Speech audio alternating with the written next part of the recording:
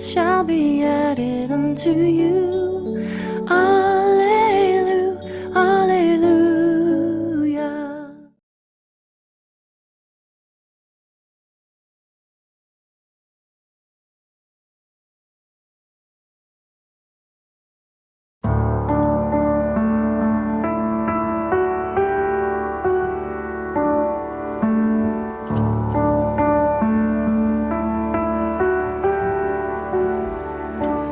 In the darkness we were waiting, without hope, without light, till from heaven you came running.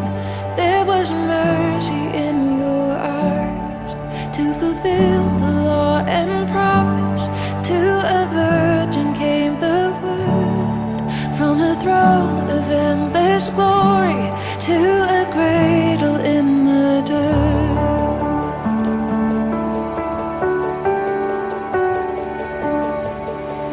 Praise the Father, praise the Son, praise the Spirit, three in one.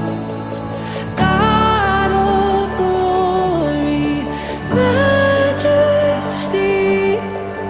praise forever to the King of Kings. To reveal the kingdom coming, and to reconcile the lost, to redeem the whole creation. You did not despise the cross, for even in your suffering you saw to the other side, knowing this was our salvation. Jesus, for our sake you died.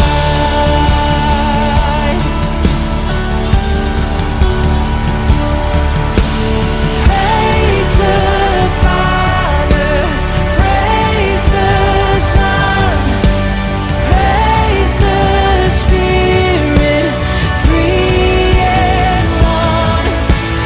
God of glory, majesty,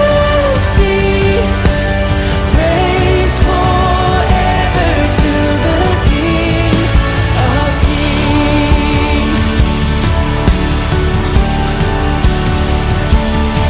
And knowing that you rose, all of heaven held its breath, till that stone was moved for good, for the Lamb had conquered death. And the dead rose from their tombs, and the angels stood in awe, for the souls of all who'd come to the Father are restored. And the church of Christ was born. Then the Spirit lit the flame. Now this gospel truth of old shall not kneel, shall not faint. By His blood and in His name, in His freedom I am free. For the love of Jesus Christ, who has resurrected me. Oh, praise the Father, praise the Son, praise the Spirit, three in one. God of glory, majesty, praise forever to the King of Kings. Praise forever to the King of Kings.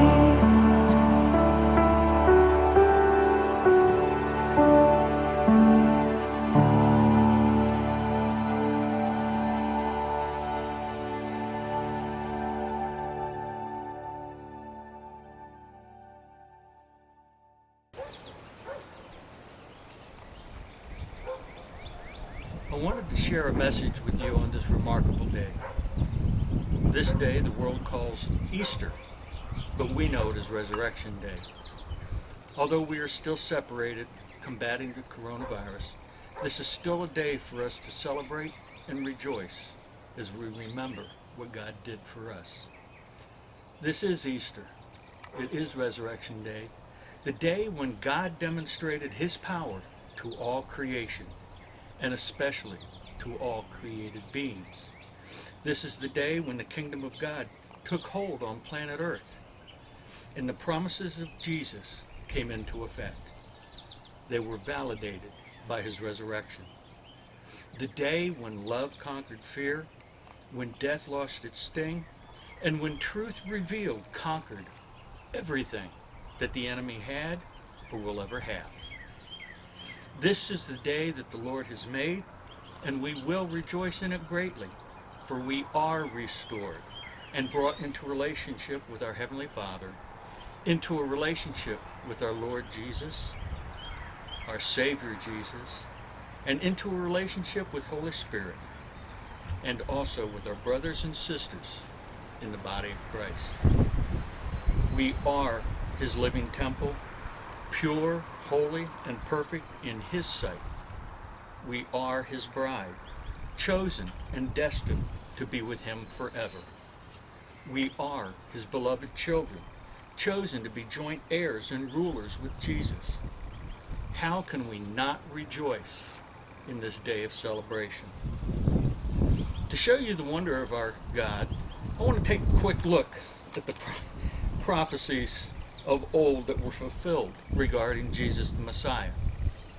One group of researchers states that 356 prophecies were fulfilled in Jesus. When looking at just 31 of these prophecies about the Messiah, the probability of a single person fulfilling all of them is 1 out of 2.54 to 10 times 10 to the 28th power. Now, I don't know about you, but that's a number I can't relate to. But I'm going to give you an illustration of this probability. Let's start with an American coin, a dime, approximately 3/4 of an inch in diameter and 1/16 of an inch thick. Imagine if someone would hollow out the earth and fill it with dimes. It would take that person filling the earth 10 times with dimes to represent all of the chances associated with these 31 prophecies that are being fulfilled by a single person. Now remember, this is only 1/10 of the prophecies. So now we're going to take one of those dimes, we're going to paint it red, and then we're going to mix it into the middle of all the dimes. Now the probability that one person fulfilling all of these prophecies by chance would be the same as a blind person picking out that one red dime from among all the dimes on the first try. History and scripture demonstrate that these prophecies are true, and they've been fulfilled in Jesus. The prophecies tell us that Jesus is the Messiah, that he is God. Now, before I started the message, I played a song called King of Kings, and there was a purpose for that. Because what we're going to do is we're going to look at that, and we're going to see how that song proclaims the gospel in its entirety. From us living in darkness without hope or light, where by his death and his resurrection, Jesus, his love, sets us free to be in relationship with him, to abiding in him, and to be in his freedom. So let's examine each verse as we take a closer look and gain an understanding of how this concept, written in song, applies to each one of us. In the darkness we were waiting, without hope, without light, till from heaven you came running. There was mercy in your eyes. Well, as a people, we were lost with no hope of being who we were created to be. There was no light to show us the way to go. And then God's mercy became a reality for us as his plan for our salvation moved him to come running to our aid to save us. So great is his love for us. As we continue to fulfill the law and prophets, to a virgin came the word, from a throne of endless glory to a cradle in the dirt. Now God's plan was given to us in Scripture. His promises of the Messiah were there in front of us all the time. but we chose to ignore God's rule and God's heart, which was spoken through the prophets. Jesus, the Son of God, the Word of God, who was actively present in the creation, left his seat of power, left his throne alongside the Father, and came to us via a virgin, born in the least of places.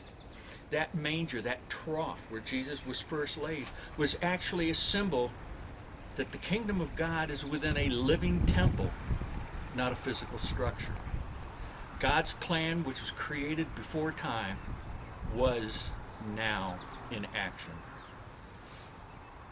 The song continues, to reveal the kingdom coming and to reconcile the lost, to redeem the whole creation, you did not despise the cross. You know, too often we focus upon reconciliation of the lost with God, and we overlook the underlying cause, the coming kingdom. God wants his children to have an abundant life within his kingdom. It is in the environment of the kingdom of God that we are able to grow in relationship with God, and we're able to establish his kingdom here on earth as it is in heaven.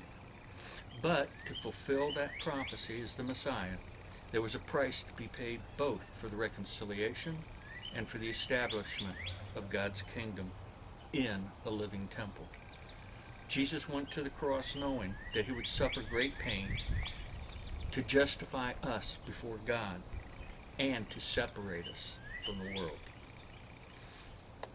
The song continues, for even in your suffering you saw to the other side, knowing this was our salvation, Jesus, for our sake, you died. God has always wanted an intimate relationship with his children. Jesus himself stated that the greatest gift that a friend can give is to die for them.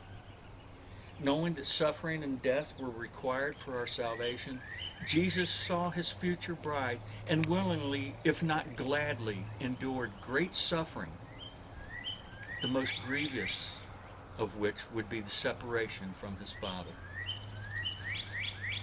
But before surrendering his spirit to the Father, Jesus did see the symbol of purification, of healing, of grace and mercy, and it was in the form of the hyssop branch that was raised towards him. He beheld the joy that the Father set before him, and he trusted that the Father would keep his promise to raise him from the dead. So the song continues. In the morning that you rose, all of heaven held its breath, till that stone was moved for good, for the Lamb had conquered death.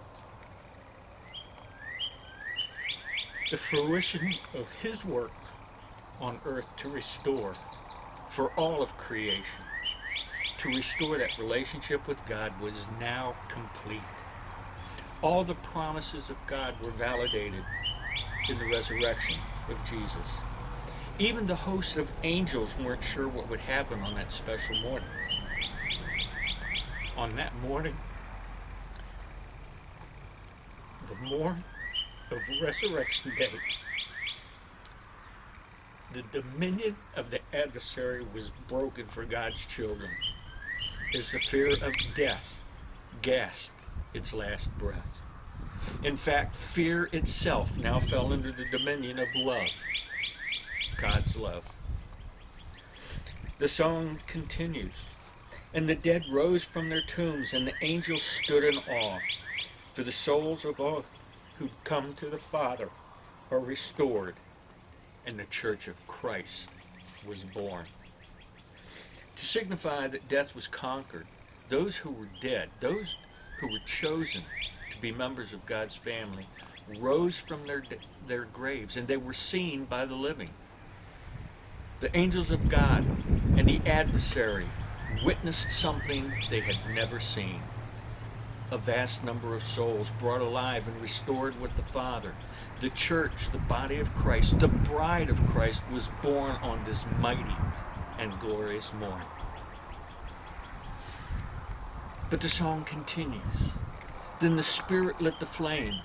Now this gospel of old shall not kneel, shall not faint, by his blood and in his name.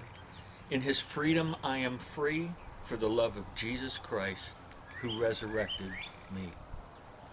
The beginning of the living temple became known to man with Holy Spirit manifesting himself at Pentecost by speaking truth through Peter and the other disciples. The truth is that Jesus the Messiah, Jesus the Christ, who came, who died, who conquered death, established the kingdom of God and the rule of God within a living temple, within us, within the body of Christ, Jesus' bride. This truth, coupled with Holy Spirit, with Jesus and our Father living in each one of us, enables us and gives us the ability to stand and face the adversary without fear. For we know that we know that we know it is by the blood of Jesus and in his name and in his freedom that we are no longer captives to fear. We are free. We too are resurrected in him. We abide in him and we rule with him in the kingdom of God. That is why we can rightly sing the chorus. Praise the Father, praise the Son, praise the Spirit, three in one. God of glory, majesty, praise forever to the King of Kings. Jesus died to restore our relationship with God. But what do we know about that relationship? One thing that I know for certain about my Father in heaven is that he desires relationship with us so much that he started Scripture with relationship. He maintains relationship throughout Scripture. He maintains relationship with his creation throughout time. And then he redeemed his creation to have full relationship with him. And he promises us complete and eternal relationship with him. We entered into a relationship with Jesus when we accepted him as Lord and Savior. We became his bride. Now, his agreement with the bride's father was that his blood would be the bride's price. This decision demonstrated Jesus' unlimited and unconditional love for us and for his unquenchable desire for us to be with him forever. It is through his blood that we are justified to enter into a relationship with him, a relationship with Holy Spirit, and a relationship with the Father. During the Passover meal in the upper room, we see Jesus as the husband and his bride to be represented by the disciples, drinking wine and breaking bread as they prepared to enter into their new covenant. Jesus then continued with a promise, followed by his expectations of his bride, ending with a prayerful, relationship-focused benediction to his future bride. It is in this benediction where Jesus emphasizes our relationship with him, with his Father, with his Spirit, and the relationship that Jesus has with his Father and Holy Spirit. As in marriage, where two become one in God's eyes, Jesus is really reinforcing the truth that we are in him as he is in the Father and in Holy Spirit. The truth is, as the Father and Jesus and Holy Spirit are one, and they are in each other, so they and we are in each other.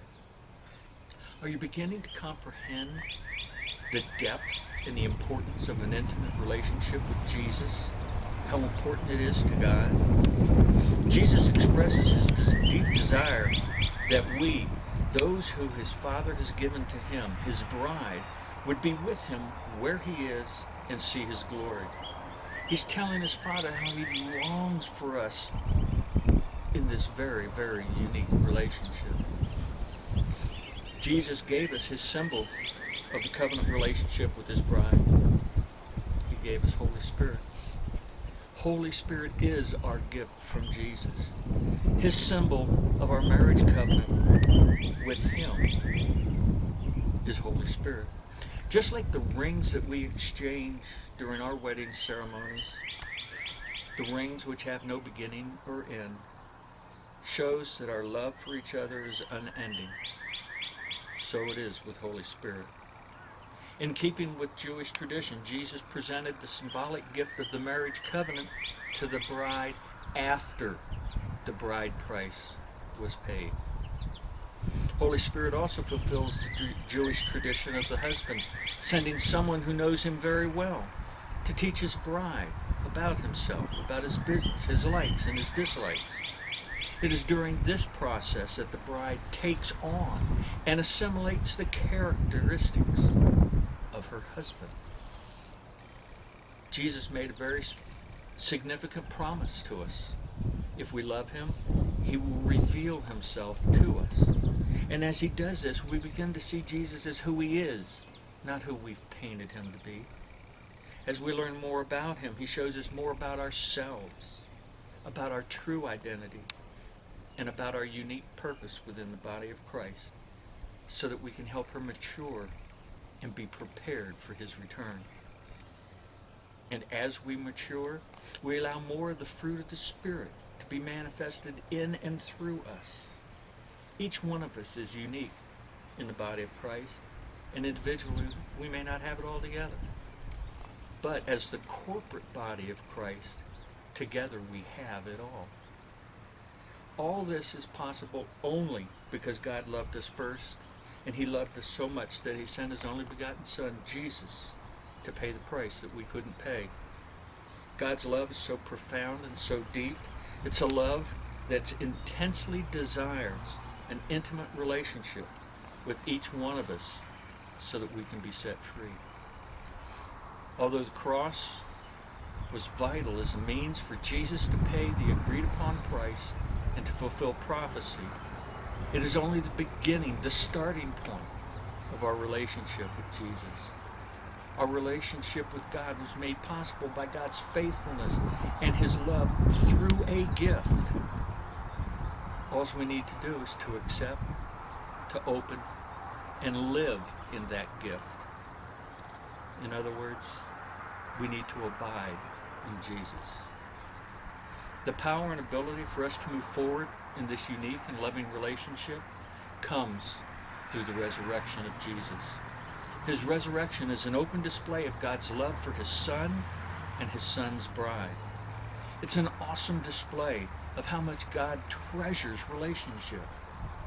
It is the resurrection of our Lord Jesus, where God proves his faithfulness to all creation and to all created beings, angels and mankind.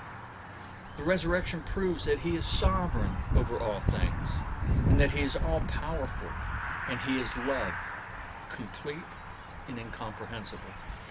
It is in the resurrection of Jesus that God's Son restored us as children of God to be joint heirs with him. Jesus restored not only our direct relationship with God, but he also restored that which was foolishly given away by man, authority and dominion to start with. Today we celebrate the restoration of relationship with God through the death and resurrection of Jesus. The restoration of our individual relationship with Jesus, with Holy Spirit, and the Father, and our relationship as the bride of Christ with each other. Consider the enormity of what this day, what Resurrection Day, represents. In closing, may the Lord bless you and keep you, make his face to shine upon you, and be gracious unto you, and grant you his peace in your going out, in your coming in your rising up and your lying down, in your labor and your leisure, in your laughter and in your tears, until we come to stand before Jesus on that day where there is no sunset or dawn. Amen. You can see that I chose to do this outside.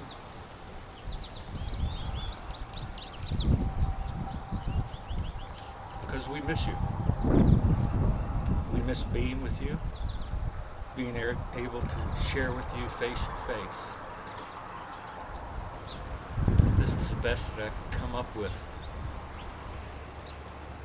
to have an Easter morning service with you.